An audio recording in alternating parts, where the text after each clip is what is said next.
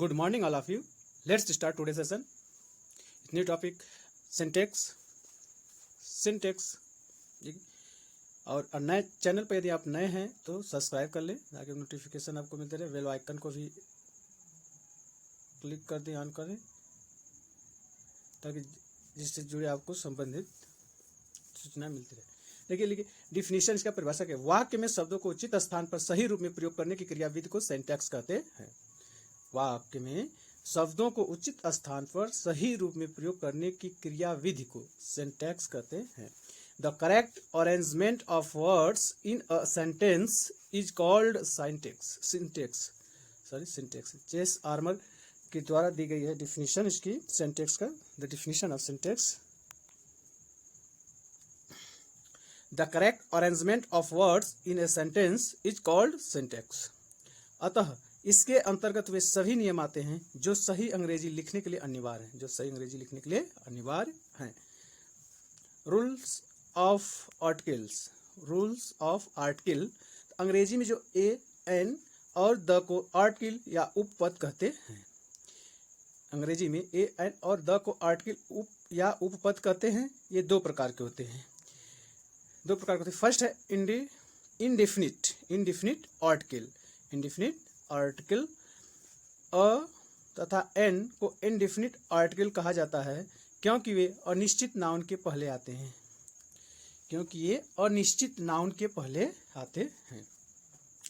जैसे for example, I Shaw a boy any boy.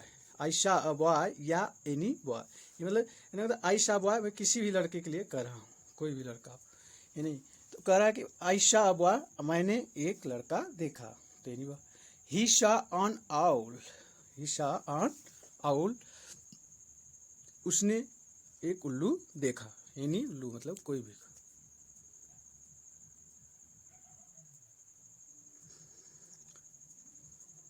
इनका प्रयोग साधारणतः सिंगुलर काउंटेबल नाउन्स, जिन नाउन्स को गिना जा सके, यानी जिन नाउन को गिना जा सके उनके साथ होता है। ए और एन का प्रयोग किसके साथ होता है? काउंटेबल नाउन्स के साथ, जिन नाउन्स को गिना जा सकता है के साथ होता है। अनकाउंटेबल नाउन, जिन नाउन को न गिना जा सके के साथ इस आर्टिकल का प्रयोग नहीं किया जाता। अनकाउंटेबल नाउन के साथ इनका प्रयोग नहीं किया जा सकता है। जैसे a chair is made of wood. एक कुर्सी लकड़ी की बनी होती है।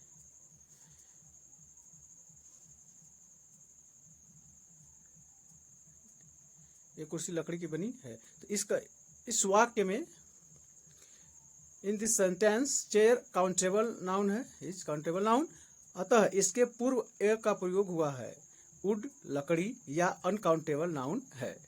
वुड क्या है? लकड़ी है, अनकाउंटेबल नाउन है। अतः इसके पहले इंडेफिनिट आर्टिकल का प्रयोग नहीं हुआ है। लकड़ी हो गया, फर्नीचर हो गया, अनकाउंटेबल नाउन में। और second definite article. The definite article है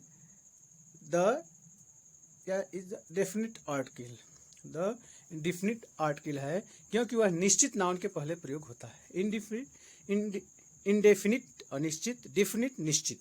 द डिफिनिट आर्टिकल है क्योंकि वह निश्चित नाउन के पहले प्रयोग होता है। जैसे I went to meet the teacher of our class. I went to meet the teacher. मैं टीचर से मिलने गया, मैं अध्यापक से मिलने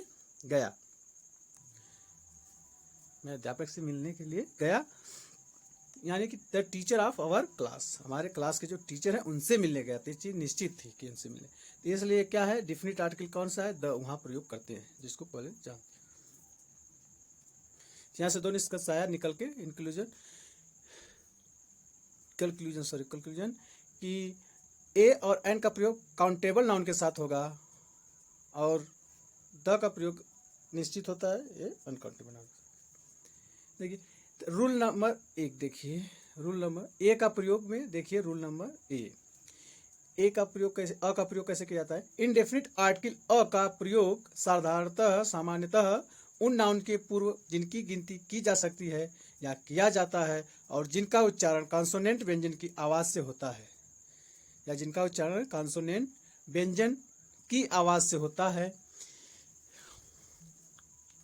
या वे नाउन जिनकी गिनती की जा सकती है, उनके पहले इनका प्रयोग किया जाता है अ का प्रयोग। जैसे a dog, a woman, a horse, a boy, a table आदि ऐसे। A dog, a woman, a horse, a boy, a table, a car, a bus, a cycle. ये क्रमशः देखिए ड व डॉग ड से, वुमन व से, हॉर्स ह से, बॉय व से और टेबल टे से ध्वनि से आरंभ होती है। अतः इनके पूर्व अ आर्टिकल लगा है।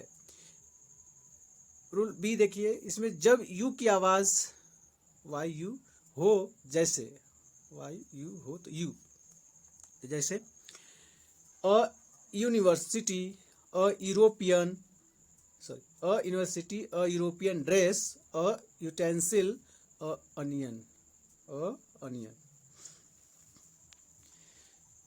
ये शब्द यू ध्वनि से आरंभ होते हैं, अतः इनके पूर्व अ आर्टिकल लगा है। यह ध्वनि यू ध्वनि से आरंभ होते हैं। यह शब्द यू ध्वनि से आरंभ होते हैं, अतः इनके पूर्व अ आर्टिकल लगा है। सी देखें, रूल नंबर सी में दिया है, जब ओ की आवाज व, जब ओ की आवाज व चबलू हो, जैसे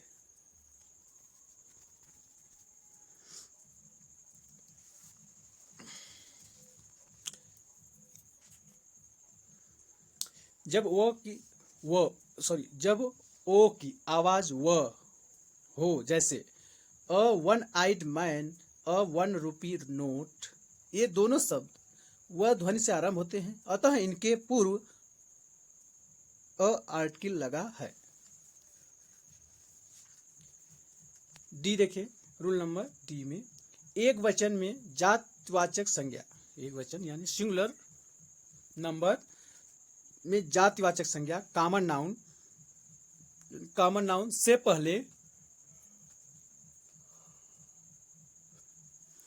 पहले वन का भाव प्रकट करने के लिए अ का प्रयोग होता है। सिंगुलर नाउन में ना वन का भाव प्रकट करने के लिए अ का प्रयोग होता है। जैसे he has a book in his hand, he has a book in his hand, यहाँ पर ए बराबर 1 मतलब एक को संकेत करता है सिंगुलर नंबर के लिए। सिंगुलर नंबर क्या होता है? जिससे एक होने का बोध हो, केवल एक होने। तो सिंगुलर नंबर एक से अधिक होने या दो से अधिक होने का बोध हो, उसे प्लूरल नंबर कहते हैं। इसी को एक वचन, सिंगुलर को नंबर को एक वचन और प्लूरल नंबर को बहुवचन कहते हैं। यहाँ दिया एक वचन जातिवाचक संज्ञा से पूर्व एनी का भाव प्रकट करने के लिए ए का प्रयोग होता है। जैसे a king had 4 sons, a king had 4 sons, एक राजा जिसके पास ना राजा के पास 4 पुत्र थे, राजा के पास 4 पुत्र थे।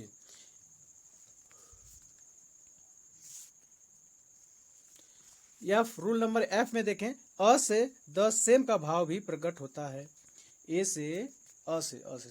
से द सेम का भाव भी प्रकट होता है। जैसे birds of a feather flock together, birds of a feather flock together, a the same एक जैसा है। जैसे birds of the feather flock together, चिड़ियों के जो थे। इसमें देखिए अ के साथ द सेम के रूप में प्रयोग किया कि उसके जैसा ही होता है। देखिए जब एक व्यक्तिवाचक संज्ञा यानी प्रॉपर नाउन का प्रयोग जातिवाचक संज्ञा कॉमन नाउन के रूप में किया जाता है, तो उसके पूर्व आर्टिकल अ का प्रयोग होता है। जब एक व्यक्तिवाचक संज्ञा यानी प्रॉपर नाउन का प्रयोग जातिवाचक संज्ञा यानी कॉमन नाउन के रूप में किया जाता है, तो उसके पूर्व आर्टिकल अ का प्रयोग होता है। जैसे he is a सॉइलॉक, he is अ सॉइलॉक।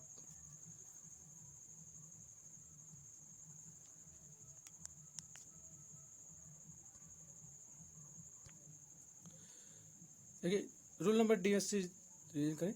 एक वचन में जातिवाचक संज्ञा से पहले वन का भाव प्रकट करने के लिए अ का प्रयोग होता है। वन का भाव प्रकट करेंगे तब। He has a book in his hand, उसके पास एक बुक उसके हाथ में है, उसके अपने हाथ में एक बुक है। तो एक वचन में जातिवाचक संज्ञा के पूर्व एनी का भाव प्रकट करने के लिए अ का प्रयोग किया जाता है। जैसे a king had 4 sons, a king had 4 sons, किसी भी राजा के 4 पुत्र होते। ये अ का प्रयोग देखिए, ए से 10 सेम का भाव भी प्रकट करना हो तो मतलब जब एक वचन में जातिवाचक संज्ञा के भाव का वन का भाव प्रकट करना हो तभी ए का प्रयोग होता है। एक वचन में जातवाचक संज्ञा के पूर्व एनी का भाव प्रकट हो तभी ए का प्रयोग करते हैं। और ए से 10 सेम का भाव एक जैसे का प्रकट होता है तो उसे भी के लिए हम ए का प्रयोग करते हैं। तो birds of the feather flock together और the same, birds of the feather flock to gather.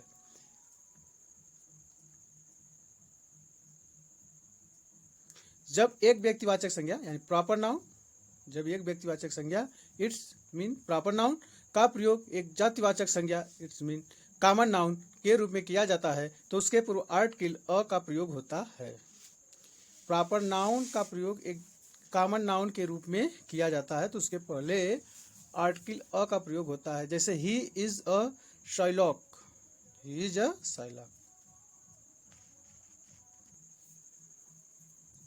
यहाँ Shylock, he is a Shylock, तो यहाँ शाइलॉक का प्रयोग जातिवाचक संज्ञा के अर्थ में किया गया है, अर्थात एक क्रूल मनी लेंडर, अ क्रूल मनी लेंडर। शाइलॉक क्या होते हैं? अ क्रूल मनी लेंडर होते हैं, एक बहुत क्रूर, तो इस प्रकार जो मनी पैसा और लेंडर में उधार देने वाले एक क्रूल मनी लेंडर होते हैं। क्रूल मनी लेंडर मतलब उधार देने वाले,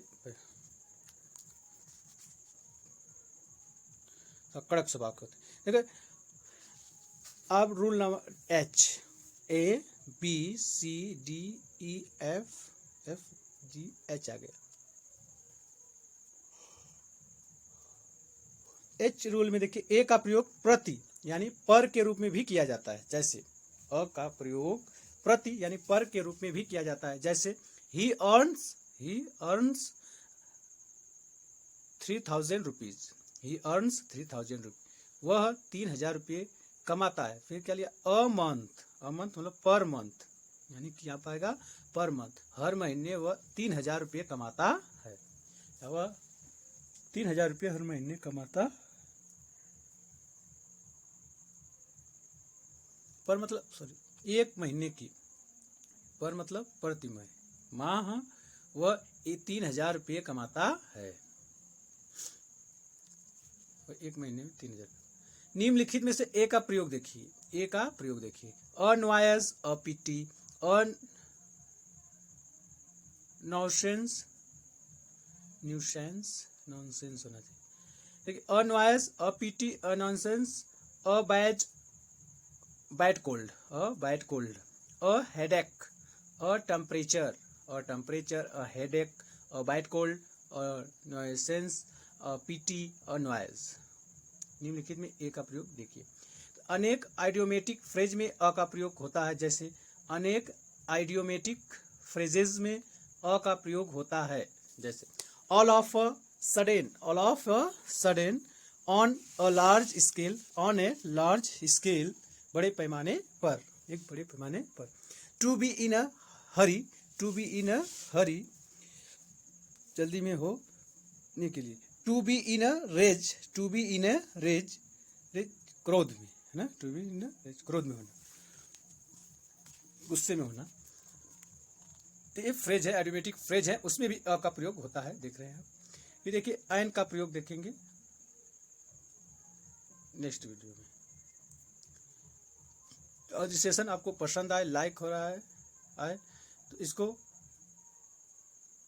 ज़्यादा से ज़्यादा शेयर करें ताकि और लोग भी लाभान्वित हो।